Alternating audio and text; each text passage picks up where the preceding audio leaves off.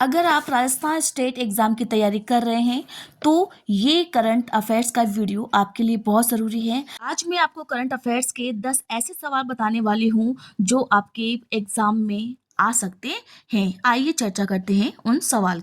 Number 1 सवाल, राजस्थान सरकार ने किस योजना में इंटर स्टेट पोर्टेबिलिटी लागू की है जिससे प्रदेश के नागरिक दूसरे राज्यों में और दूसरे राज्यों के नागरिक राजस्थान में आकर निःशुल्क उपचार ले सकते हैं। नंबर 1 मुख्यमंत्री आयुष्मान आरोग्य योजना। नंबर 2 राज सवेरा कार्यक्रम। Number 3 vibrate program. Number 4 Raj Mamta program. तो इसका आंसर होगा नंबर 1 मुख्यमंत्री आयुष्मान आरोग्य योजना। आइए इसके बारे में चर्चा करते हैं। इस योजना को माँ योजना कहते हैं। इससे पहले चिरंजीवी योजना के नाम से इसे जाना जाता था और इसका नाम बदलकर मुख्यमंत्री आयुष्मान आरोग्य योजना कर दिया गया है। इसकी शुरुआत 1 मई 2021 को की गई है। यह योजना राज्य के निवासियों को कैशलेस स्वास्थ्य बीमा प्रदान करती है, जिसका उद्देश्य जेब से होने वाली जो खर्च है, चिकित्सा खर्च, उसको कम करना है और सरकारी व सूचीबद्ध जो निजी अस्पताल है उसके अंदर गुणवत्तापूर्ण इलाज निश्चित करना है। आइए चर्चा करते हैं हमारे अगले सवाल की। WHO के मापदंडों के अनुसार किसी भी देश की GDP का 7.5% बजट स्वास्थ्य पर खर्च होना चाहिए। इस लिहाज से राजस्थान का बजट स्वास्थ्य पर कितना परसेंट है? नंबर 1 7.6%, नंबर 2 7.5%, नंबर 3 7.2% और नंबर 4 7.7%। तो इसका आंसर होगा नंबर 2 7.5%। आइए चर्चा करते हैं इस पर होने वाले खर्च की। 2025-26 में 31,880 करोड़ रुपए स्वास्थ्य पर खर्च किए गए, जबकि 2026-27 में 32,531 करोड़ रुपए इस स्वास्थ्य पर खर्च किए जाएंगे। देखिए बच्चों, इस प्रश्न की व्याख्या यहाँ पर है। माँ योजना 37 लाख से अधिक रोगियों को 7,500 करोड़ का निःशुल्क इलाज किया गया है मुख्यमंत्री आयुष्मान आरोग्य योजना के तहत। नीचे WHO के मापदंडों के अनुसार राजस्थान में स्वास्थ्य बजट बढ़ा। आइए चर्चा करते हैं हमारे अगले सवाल की। राज्य सरकार ने चिकित्सा महाविद्यालय से संबद्ध सभी अस्पतालों में कितने करोड़ की लागत से अटल आरोग्य फूड कोर्ट खोलने के आदेश प्रस्तावित किए हैं? तो यह है number 1 200 crore, number 2 100 crore, number 3 300 crore, number 4 250 crore. तो इसका आंसर होगा नंबर 2 100 करोड़। 100 करोड़ रुपए अटल आरोग्य फूड कोर्ट खोलने के आदेश जारी किए हैं।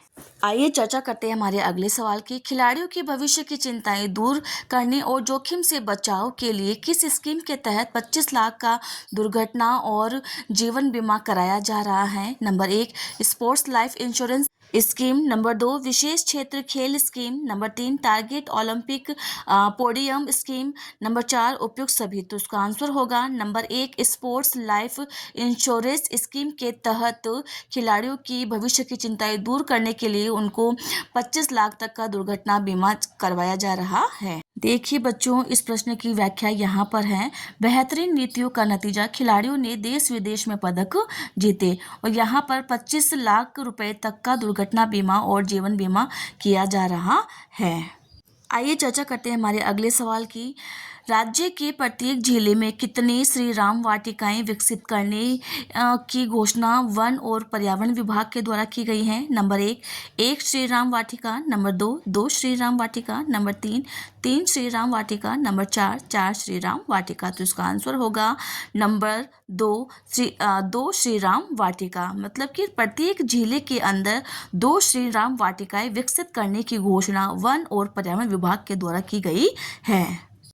अगला सवाल, प्रदेश के किस जिले में अटल बिहारी वाजपेयी की यहाँ टाइपिंग में मिस्टेक हो चुकी है, आदमकट की प्रतिमा लगाने की घोषणा की गई है? Number 1 Dudu Jaipur, number 2 Amer Jaipur, number 3 Kekri Ajmer, number 4 Shahpura Jaipur. तो इसका आंसर होगा नंबर 4 शाहपुरा जयपुर के अंदर श्री अटल बिहारी वाजपेयी की आदमकद प्रतिमा लगाने की घोषणा की गई है।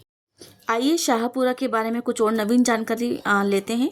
शाहपुरा अपनी ऐतिहासिक हवेली, शाहपुरा हवेली रंगाई, बुनाई और हस्तशिल्प मार्बल मूर्तियों के लिए प्रसिद्ध है। यहाँ नाहर सागर झील है जो 19वीं शताब्दी की कृत्रिम झील है और पेवनिया तालाब भी है। यहाँ रामस्नेही संप्रदाय का जो मुख्य मेला होता है चैत्र मास में फूल डोल मेला आयोजित होता है।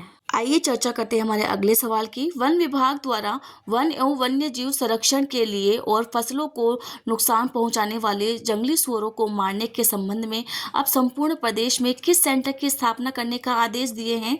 Number 1 GIS centre, number 2 TIS centre, number 3 technology centre, number 4 Shri Ram वाटिका। तो इसका आंसर होगा नंबर 1 GIS सेंटर। अगला सवाल, मानव वन्य जीव संघर्ष में वन्य जीवों द्वारा जनहानि होने पर मुआवजा राशि कितने रुपए दिए जाने की घोषणा की है? नंबर 1 10 लाख रुपए, नंबर 2 15 लाख रुपए, नंबर 3 5 लाख रुपए, नंबर 4 20 लाख रुपए। तो उसका आंसर होगा नंबर 1 10 लाख रुपए।